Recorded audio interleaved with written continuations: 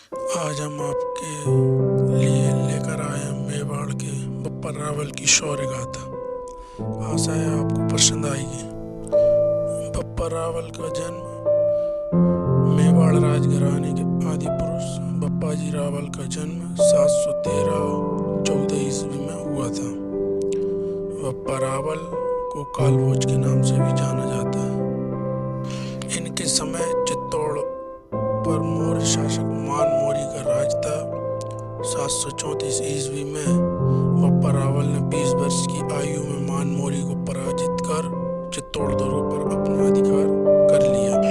वैसे तो गोयल को गोयल वंश का संस्थापक कहते हैं, पर गोयल वंश का वास्तविक संस्थापक बप्पा रावल को माना जाता है। पंथ प्रवर्त बप्पा रावल जिन पुण्य नामों के स्मरण मात्र से रक्त में ज्वार आ जाता है, सिर जिनकी स्मृति में श्रद्धा से झुक जाता है, ऐसे अनेक प्रातः स्मरणीय नामों में से एक नाम है बप्पा रावल। बप्पा रावल का इतिहास। बप्पा रावल एक न्यायप्रिय शासक थे। वह भगवान शिव के एक लिंग जी के अनन्य भक्त थे। वे राज्य को अपना नहीं मानते थे, बल्कि शिव जी के एक रूप एक लिंग जी को ही उसका असली शासक मानते थे और स्वयं उनके प्रतिनिधि के रूप में शासन चलाते थे। लगभग 20 वर्ष तक शासन करने के बाद उन्होंने वैराग्य ले लिया और अपने पुत्र को राज्य देकर शिव की उपासना में लग गए। महाराणा संग्राम सिंह, जिन्हें राणा सांगा के नाम से जाना जाता है, वहीं उदय सिंह और महाराणा प्रताप जैसे श्रेष्ठ और वीर शासक उन्हीं के वंश में उत्पन्न हुए थे। उन्होंने अरब की हमलावर सेना को कई बार ऐसी करारी हार दी कि अगले 400 वर्षों तक किसी भी मुस्लिम शासक की हिम्मत भारत की ओर आंख उठाकर देखने की नहीं हुई।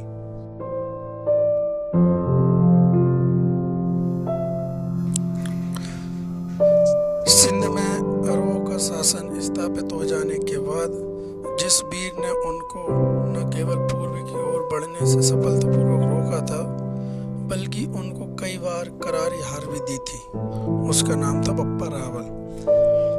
बप्पा रावल गहलोत राजपूत वंश के 8वें शासक थे और उनका बचपन का नाम राजकुमार कालभोज भी था।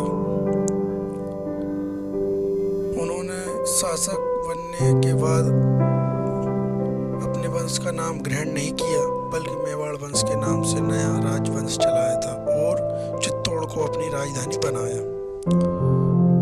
मोहम्मद कासिम के बारे में अपने लेख में लिख चुका हूँ कि इस्लाम की स्थापना के तत्काल बाद अरबी मुस्लिमों ने फारस यानी ईरान को जीतने के बाद भारत पर आक्रमण करने प्रारंभ कर दिए थे। वे बहुत वर्षों तक पराजित होकर जाते रहे, लेकिन अंततः राजा ताहिर के कार्यकाल में सिंध को जीतने में सफल हो गए। उनकी आंधी सिंध से आगे भी भारत को लीलना चाहती थी, किंतु बप्पा रावल जैसे वीर एक सुदृढ़ दीवार की तरह उनके रास्ते में खड़े हो गए। उन्होंने अजमेर और जैसलमेर जैसे छोटे राज्यों को भी अपने साथ मिला लिया और एक बलशाली शक्ति खड़ी की।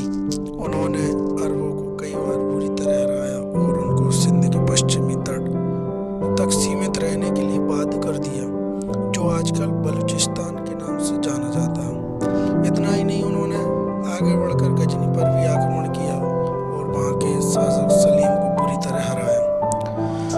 उन्होंने गजनी में अपना प्रतिनिधि नियुक्त कर दिया और तब चित्तौड़ लौटे। चित्तौड़ को अपना केंद्र बनाकर उन्होंने आसपास के राज्यों को भी जीता और एक सुदृढ़ साम्राज्य का निर्माण किया। उन्होंने अपने राज्य में गांधार, खुरासान, तुरान और ईरान के हिस्सों को भी शामिल कर लिया था। हालांकि इन क्षेत्रों पर उनका अधिकार अधिक समय नहीं रह पाया, क्योंकि बहुत दूरी होने के कारण वे इन पर प्रभावी नियंत्रण नहीं रख सके। मेवाड़ राज्य के संस्थापक वीर योद्धा बप्पा रावल की महानता का अंदाजा इससे ही लगा लगाया जा सकता है कि पाकिस्तान का जो प्रमुख शहर है रावलपिंडी उनके ही नाम पर बना था। विदेशी आक्रमणकारियों को नाक चबाने वाले वीर पप्पा रावल का सैन्य ठिकाना वहाँ होने के कारण रावलपिंडी को यह नाम मिला था। वहीं इनके जीवन से जुड़ी और एक रोचक बात यह है, पप्पा रावल का संपूर्ण जीवन भारत को विजय बनाने पप्पा रावल की और मुख्य बातें ये रही। वहीं पप्पा रावल ने संपूर्ण भारत में अपना विजय रथ चलाया था। पप्पा जी की सेना में 12 लाख से अधिक सैनिक थे। इनकी करीब 100 पत्नियां थीं, जिनमें 35 से अधिक तो मुस्लिम औरतें थीं। और कहा जाता है पप्पा रावल की तलवार का वजन लगभग 32 किलो बताया जाता है।